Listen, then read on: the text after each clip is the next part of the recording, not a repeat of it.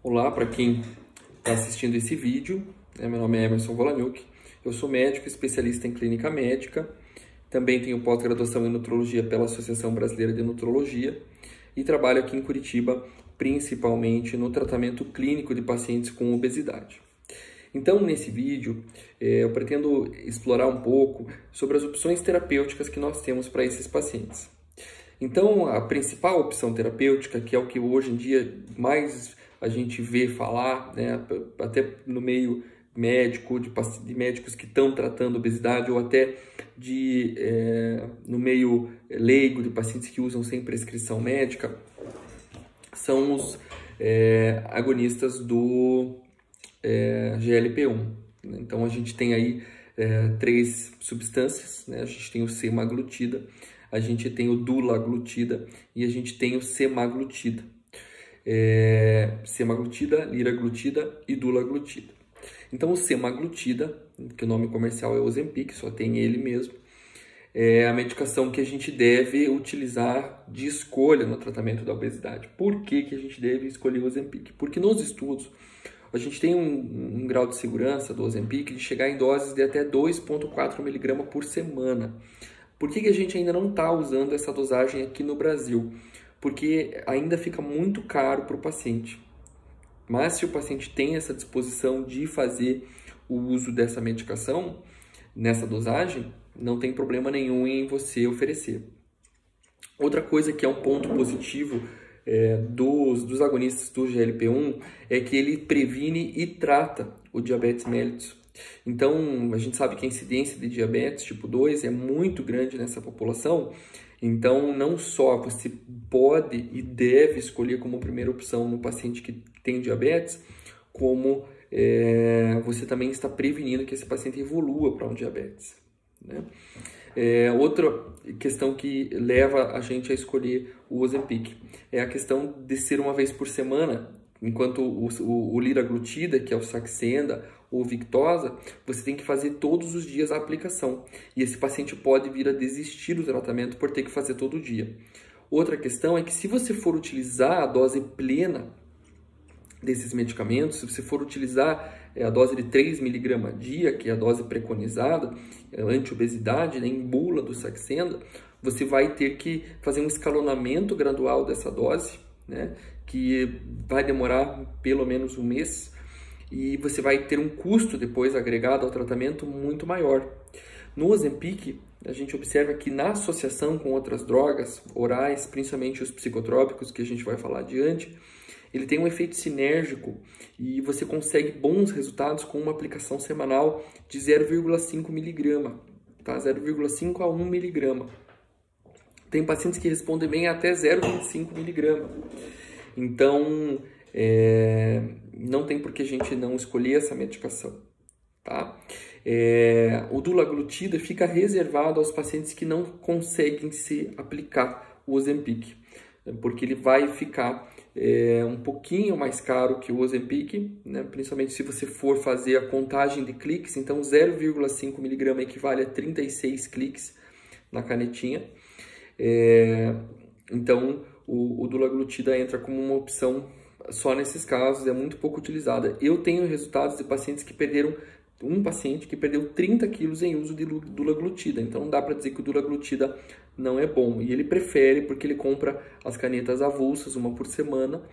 E assim o Ozempic não dá, né? Você vai comprar uma caneta e vai durar ali nessa dose de 1 mg um mês, ou vai durar na dose de 0,5 mg 2 meses.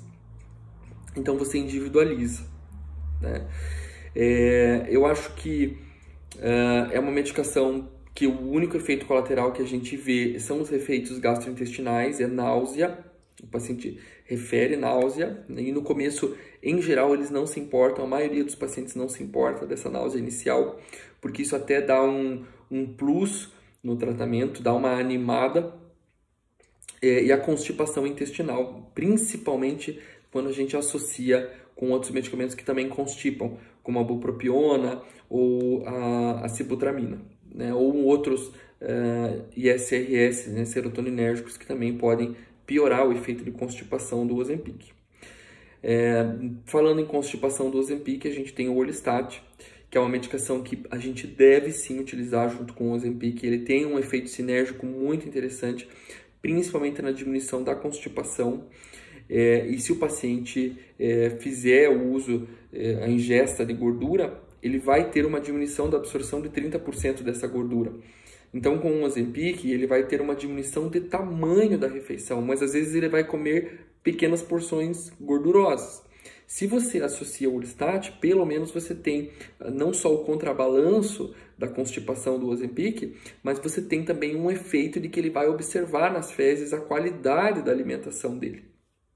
Então, é muito bacana você associar o Orlistat, principalmente no começo do tratamento, tendo constipação ou não.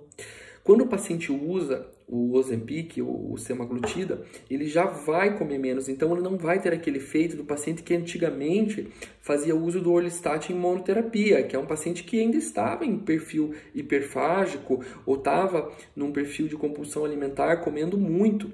Então esse paciente realmente passava mal, tinha uma esteatorreia muito importante. Então hoje isso não é tão comum assim no consultório, tá? Então é interessante sim associar o Orlistat. É uma medicação que ajuda muito a reduzir o efeito colateral do Ozempic. Quando você vai fazer a reversão do efeito de náusea, o meu preferido é o Vonal, né? O Vonal é o da centrona sublingual, porque o paciente, não só se ele vomitar, ele vai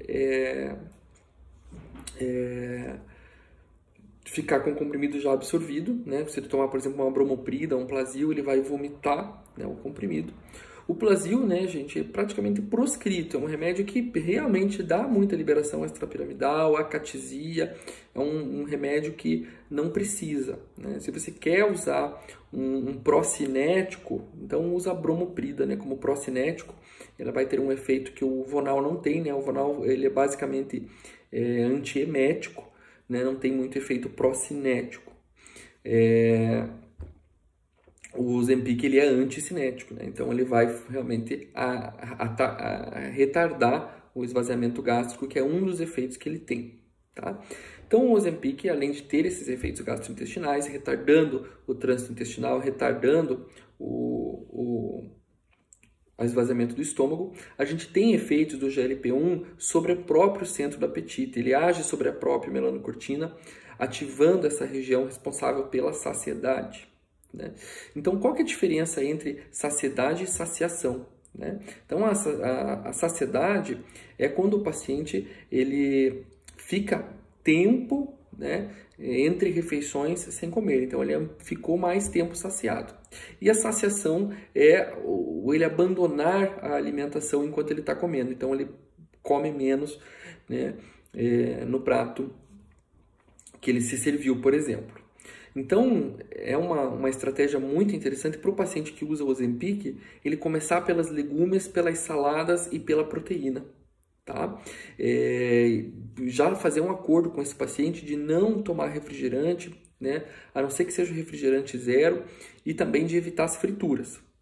E mesmo se o paciente for comer uma gordura ou outra, se ele tiver em uso da Orlistat, vai dando uma contrabalanceada ali, tá?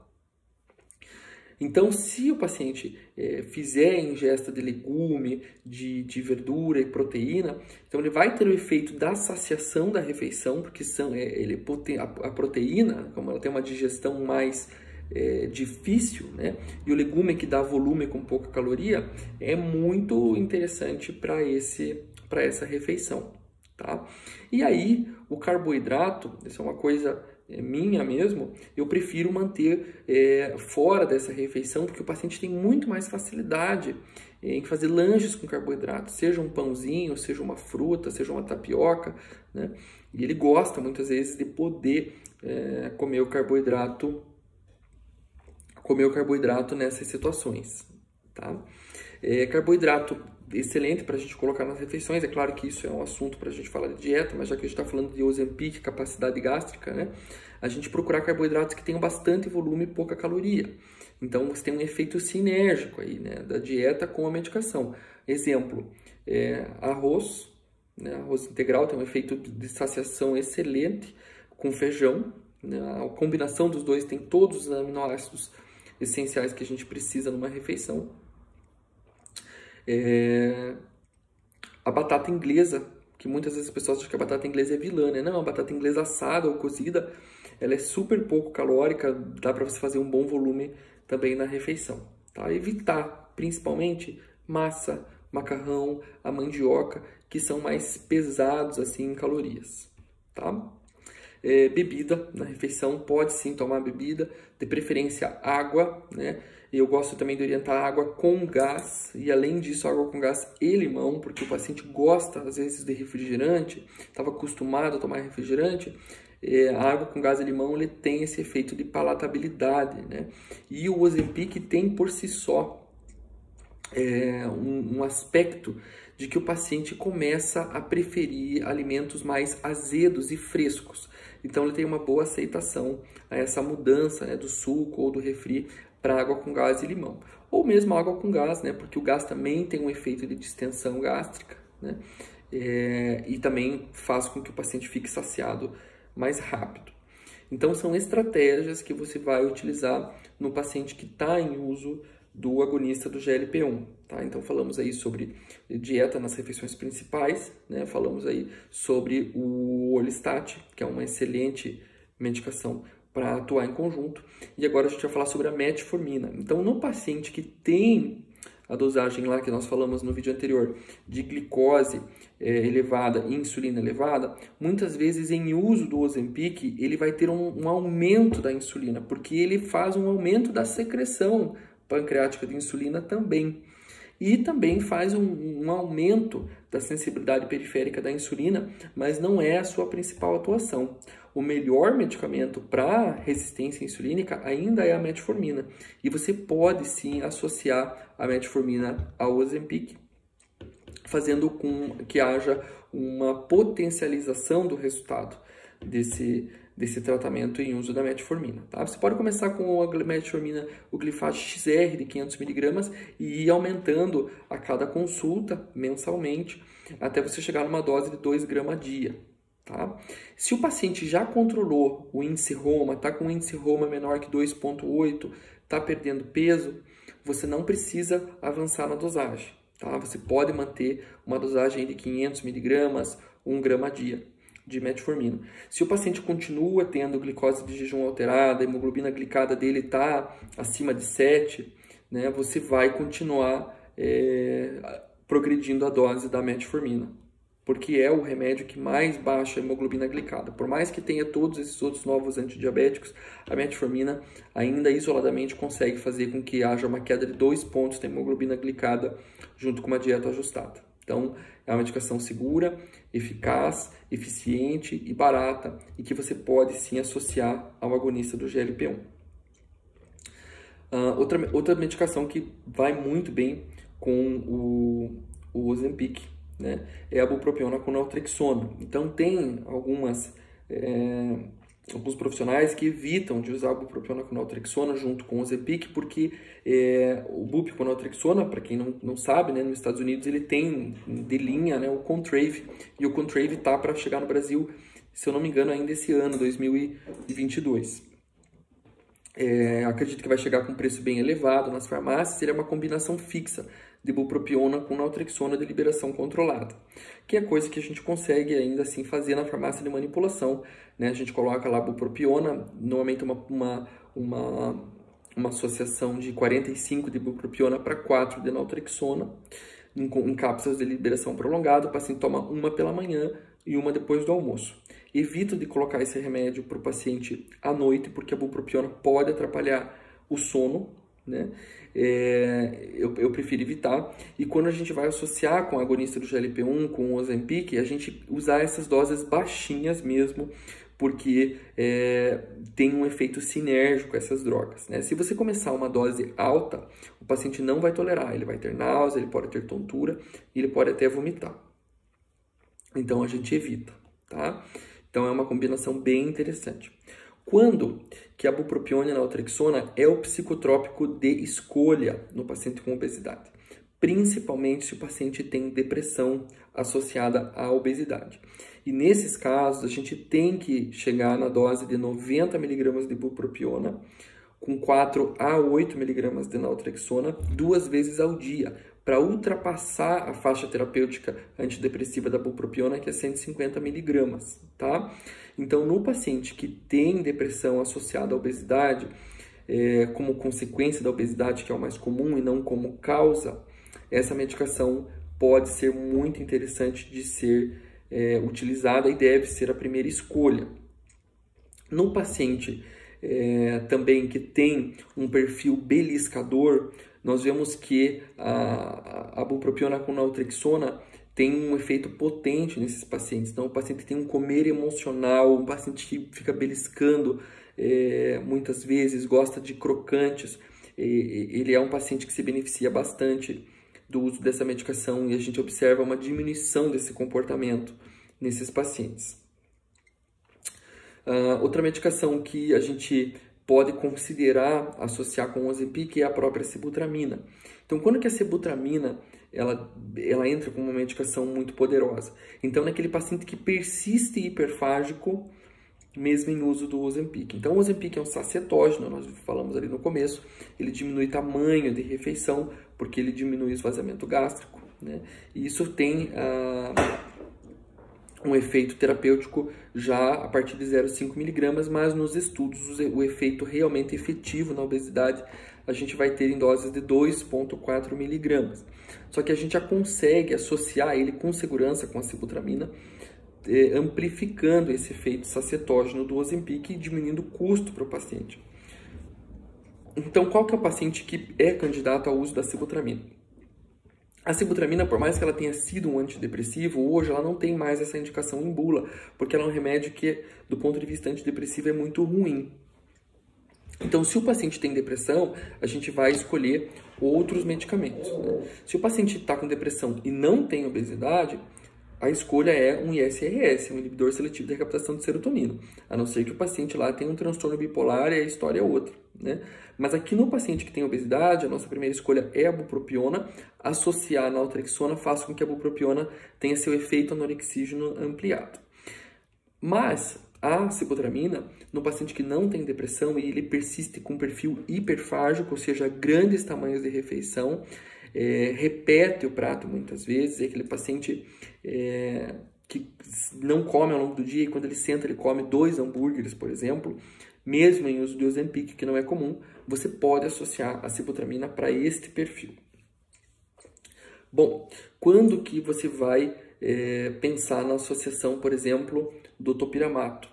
Então, o topiramato é um remédio que ele diminui a impulsividade alimentar. Então, a impulsividade que ele diminui é puramente alimentar. Não existem estudos que mostrem que o topiramato mexe na impulsividade oriunda de outros comportamentos, tá? E sim alimentar. Então, o topiramato ele tem como um efeito colateral uma disgeusia. Então, ele altera o paladar, principalmente de bebidas gaseificadas e doces. Então, nos pacientes que têm muita impulsividade em comer doces, né, o topiramato é uma estratégia excelente. A gente já vê respostas a partir de 25 miligramas, apesar dos estudos na faixa de obesidade mostrarem eficácia principalmente em doses entre 50 e 100 miligramas dia. Mas pacientes, às vezes, com 25 miligramas já associado ao Ozempic, diminui muito esse comportamento e isso acaba por ajudar bastante no tratamento. Outros medicamentos que podem ser associados aos agonistas do GLP-1 são os inibidores seletivos de recaptação de serotonina. Então, nesses pacientes, a gente vai escolher um ISRS, né? Dependendo do perfil de cada paciente, sertralina, escitalopram, desvenlafaxina, fluvoxamina, são medicamentos que têm a capacidade de ajudar o paciente que é mais ansioso. Então, o paciente que fica ansioso e come. Então, não é só o paciente que fala que comeu porque está ansioso, tá? Então, tem que cuidar muito bem disso, porque às vezes isso é puramente obesidade, né? O paciente fala, me dá uma ansiedade, eu tenho vontade de comer. mas você tem que avaliar se o paciente tem realmente um transtorno de ansiedade subjacente, se ele tem uma preocupação excessiva com o futuro, se ele tem um pensamento mais catastrófico a respeito do futuro, se ele é um paciente mais inquieto, se ele é um paciente que tem queixas, né, de ansiedade. Então tem o score de ansiedade do Hamilton, que você pode aplicar nesse paciente. Então, você usar daí um ISRS tratando a ansiedade desse paciente, você vai também melhorar o comportamento alimentar. Então, é muito importante que a gente defina esses perfis. Então, no paciente com ansiedade, por exemplo, por sibutramina ou por bupropiona, não vai dar boa. Esse paciente vai evoluir com efeito colateral. Então, muitas vezes, até que você tenha certeza de qual medicamento associar ao agonista do GLP-1, é bom dar um tempinho e conhecer esse paciente melhor. Em relação a doses, eu gosto de iniciar com a dose de 0,25 2 vezes por semana, uma vez por semana, 2 aplicações, e já evoluir para 0,5 miligramas, tá?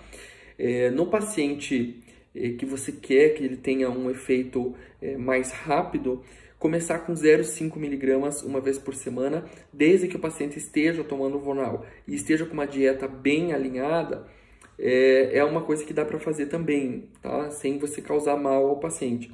Só que tem que explicar que se o paciente for comer muito em uso de 0,5 miligramas de Ozempic no começo, ele vai vomitar. Então, tem que fazer pequenas porções. Esse paciente tolera, tá? A partir de 0,5 miligramas tomando o Vonal e com bom ajuste ao volume da refeição. E é muito importante a gente não atrasar o tratamento inicial nesses primeiros 30 dias. O paciente que chegou ao teu consultório e ele tem obesidade, se ele não tem uma constipação crônica tão intensa, né? Se ele não tem uma gastrite, uma doença do refluxo sintomática, ele não tem por que não receber essa medicação. Então, ele não causa hipoglicemia, a medicação é extremamente segura, é extremamente efetiva. Os outros medicamentos psicotrópicos, se você não conseguiu delimitar na primeira consulta qual associar ao Ozempic, isso pode esperar, mas o Ozempic não tem por que esperar. A metformina pode esperar, você pode fazer uma avaliação do perfil glicêmico desse paciente com mais calma, mas também pode esperar, tá? Lembrando que o Ozempic, ele tem um efeito também excelente na esteatose hepática. Ele é um remédio que pode ser utilizado em paciente que tem doença arterial coronariana, que tem cardiopatia. Ele só é reservado aos pacientes que não têm cardiopatia IC classe 3 e classe 4, que é o paciente que já é aquele paciente que tem restrição ao movimento, é um paciente que tem fadiga aos pequenos esforços, ou é um paciente que já fica completamente acamado. Então, esse paciente, já o agonista do GLP-1, não deve ser utilizado, tá? Mas para uma IC classe 1, classe 2, aquele que toma furosemida e faz suas atividades, que está controlado do ponto de vista de edema, que não tem dispneia aos pequenos esforços, esse paciente pode sim utilizar. O paciente que já infartou, tá, pode utilizar, é um remédio excelente, ele é cardioprotetor, ele tem também efeito nefroprotetor, principalmente quando a gente associa ao inibidor seletivo do cotransportador sódio-glicose 2, né, os ESGLT2, tá? Principalmente o empaglifosina. Empaglifosina no paciente que tem insuficiência cardíaca e obesidade, ou tem insuficiência cardíaca, obesidade, diabetes, todas essas doenças, esse medicamento é extremamente eficaz, tá? Tanto em redução de progressão de doença cardiovascular, quanto controle de peso, quanto controle glicêmico, como cardioprotetor, diminuição do edema, diminuição da hospitalização, mas isso também é assunto para a aula de antidiabéticos, tá? Então, nessa aula, nós vimos como associar, né, os psicotrópicos ao uso do Ozempic. Nós não falamos do Venvance, tá? O Venvance, ele vai ter uma explicação específica sobre ele. Eu acho que é um medicamento que precisa ser falado de uma forma um pouquinho mais cuidadosa, tá? E não tão rápida assim. Nós vimos que a medicação de escolha para o paciente sair do consultório na primeira consulta, ele vai se animar bem. Nós vimos que nós podemos sim começar com uma dose um pouco mais alta, desde que a gente controle dieta e controle colaterais. Vimos que existem estratégias nutricionais que fazem uma potencialização do Ozempic no seu tratamento. E vimos também que ele tem uma ação sinérgica muito interessante com a metformina, seja no paciente diabético ou seja no paciente não diabético, tá? Nos próximos vídeos, nós vamos falar um pouco mais especificamente sobre cada perfil do psicotrópico, começando com o Venvance, que a gente não falou nesse vídeo.